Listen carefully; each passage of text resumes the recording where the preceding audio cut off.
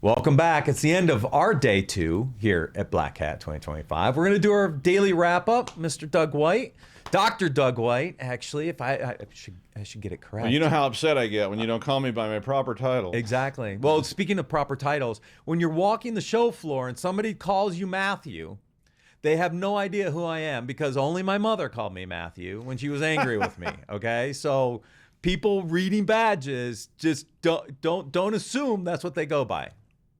We're giving away Security Weekly pepper spray you can take to try to find your way through the main ballroom floor. All right, so I do want to talk about show floor here in a second.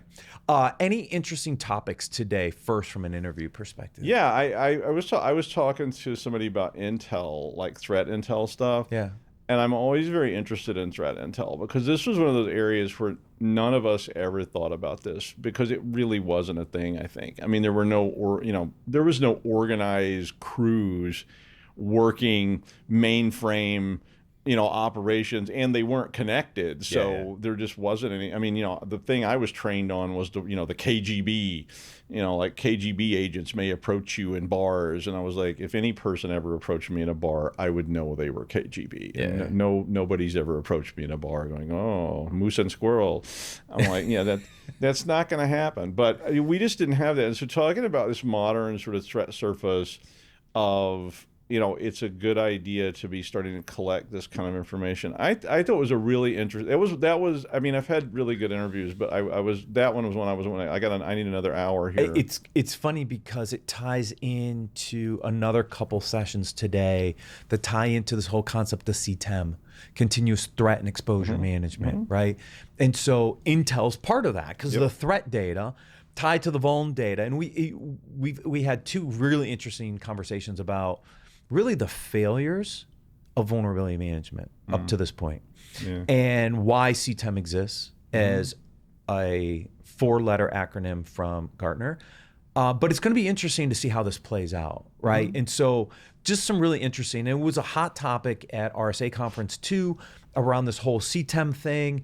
And so your threat, some of the vuln conversations kind of ties out a theme that I thought I would see. We didn't see it yesterday. We had a lot of AI conversations yesterday. Yeah. But we did see some of more kind of that mainstream CTEM stuff. So yeah, it was really good. Well, I'll mention AI in that same context because we were talking about agentic AI on both sides of that equation, meaning that if agentic AI is collecting intel on its own for good people, bad people, who knows, and other agentic AI is talking to that AI, that threat intel may just be dispersed over a really wide space really quickly. Fast. Yeah, like this could be just almost an instantaneous. The example I used was like some guy opens a port on the firewall in Singapore, and an agentic AI notices that port is open. Now open. And it's communicating to all. Yeah, and it is just it's selling its information to every agentic AI that says, hey, you got anything good? Yeah. And that includes good guys, bad guys, gray hats, or whatever you want to call all this stuff. Yeah. And it's terrifying because it would be so fast. To me, that response time that we see with companies trying to deal with patching. Yeah. We see that all the time where people, I ask people, like, what's your patch horizon? And they're like, I don't know, 6 to 8 months, and you're like, that you can't do that. No. And what's your threat response time? And how do you even know about these threats? And how long does it take you to learn about these threats? And, somebody's learning about these threats instantaneously. And so that was what that conversation was about, which I found to be quite interesting. I thought it was cool. It's very valid into some of the automation questions we were talking about yesterday, is how AI is being used on the offensive side by the attackers. And using things like vibe coding to produce code. They don't care if it's secure or not. That stuff can transfer around the world very, very quickly. And yet as defenders, if we're not using AI and figuring out how to keep up with them, we're going to continually fall behind. And we had the last interview of the day. He said, we're in a lopsided battle. The defenders are in a lopsided battle against the offenders. And Exactly. AI is only creating more lopsidedness in this. And so I think everybody on the defensive side has to figure out how to effectively use artificial intelligence to defend itself. I think you're going to have to, because I think that stuff is just going to, and it may even become sort of, agnostic. Like these, if you have these AI components that just are amoral, they don't care. they don't have a concept of this is right, wrong, or indifferent, and they're just gathering data. And you're saying, well, we take advantage of these things to gather data. I mean, everybody's using it, and maybe that turns it into a wash at some point, and it's just like a vulnerability pops up, 900 million AIs notice it, report it to 900 million AIs, and 900 million more AIs go out and set up a mitigation, and it's all done so fast we don't even know it. Right, yeah. Or it's mitigated, virtually patch, whatever. Yeah. So, I mean, and I did have conversations again about sort of supply chain.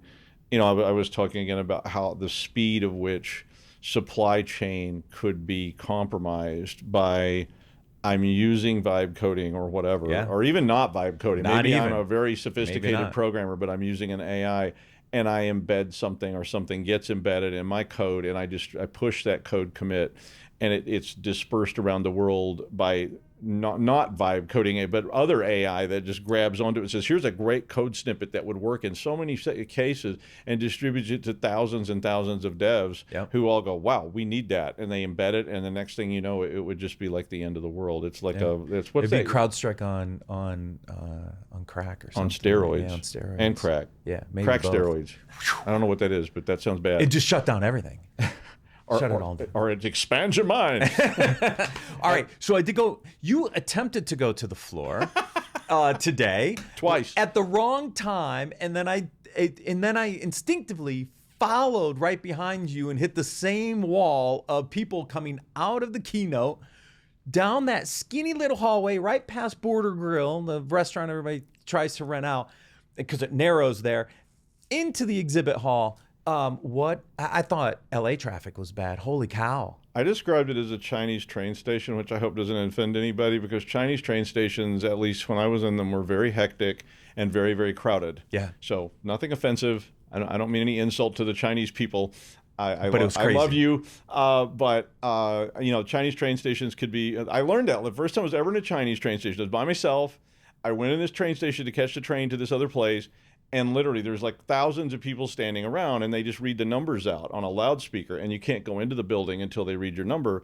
And I was listing the numbers in Chinese, and they're reading, and my train was like 324 or something. Is they, and I'm listening, and all of a sudden I hear the number, and this woman next to me grabs all these bags and starts running, and I was like, oh hell! And so I started running too, and these people are shoving, and it was crazy trying to get through there, but it was like that. It was like that today, and now I know why.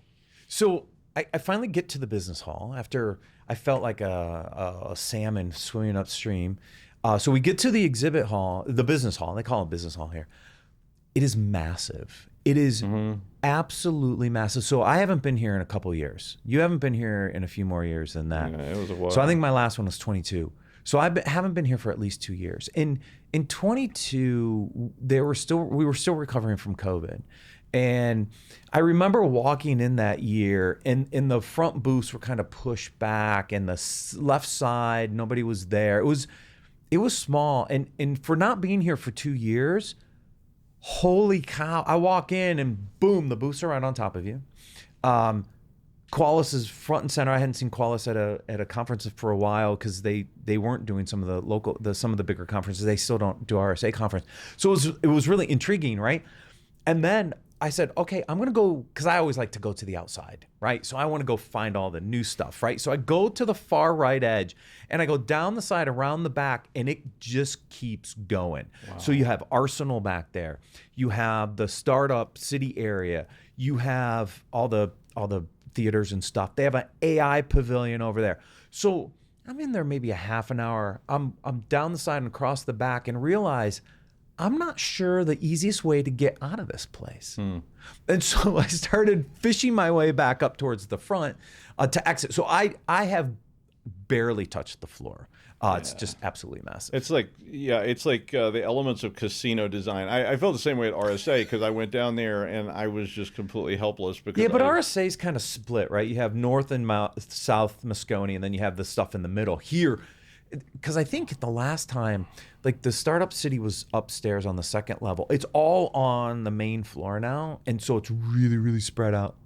Yeah, I mean, I always try to go see the startups because Yeah. it is interesting to see startups. Yeah. I mean, and sometimes it's like they get seedier and seedier the further Yeah. they get poorer and poorer the further you get away from Well, the they're little beginning. booths. Till you're They're finally like, there's like a guy in a trench coat going, hey, you need crypto? Like I got crypto, man. I got like two kinds right here. Like Pick one. You got quantum? Yeah. Oh hell no, man. I don't have quantum. No way, man. But going down there, there's a guy down around the corner. He's got quantum. Yeah. So the other thing I notice is when you go to the edges, you got a lot of the startups out there, right?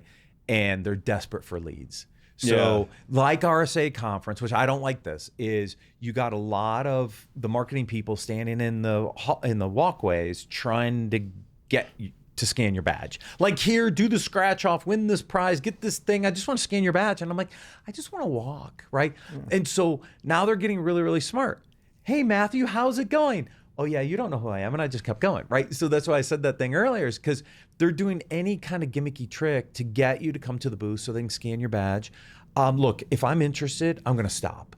And so I love to just peruse because I know so many of these vendors through all the work we've done over the years. I'm looking for the new guys, and I'm looking for the new messaging. I want to see who's doing some really innovative stuff. And trust me, if you've got something I'm interested in, I'm gonna stop. I'm gonna take notes. I'm gonna ask questions. Yeah. But don't like. I have try a to ribbon accost me. a guy gave me that says no purchasing power that you can put on your badge. And I was also thinking, That's so awesome. I had a cat, and we used to go to this emergency vet, and they would read the cat's names out on the loudspeaker when they were calling you back. And my cat's name was Dr. George Rimashitis. That was what was on his card. And so they would have to read that out. And they were like, Dr. George Rimashitis. And Rimashitis is an unusual name, but there it was kind of, people had heard of it at least. But I was thinking about getting a fake badge with like some really weird, hard to pronounce. Because I have one that came from an old presentation that it's like, it's the linotype initialization letter, so it doesn't make any sense. And so you can't pronounce it. And the title of the talk was, "It's pronounced Ethan Allen." And I was going to take that and walk around down there and then see if they would, go, I can't say your name. Is it Klingon? And Right. Yes, it is Klingon. Actually, that's pretty funny. Yeah, you got to have fun. I mean, you got to have fun on the floor. But yeah, I like to just walk around. But I will say that you do feel like you're walking through like, a meat market or something. Yeah, it's true. A couple other things. Okay. So, interesting booth locations this year. So H.D. Moore was here, was sitting in that seat. Jackie interviewed him. Their booth is in Mandalay Bay. It's not on the show floor. It's as you're walking down that hallway.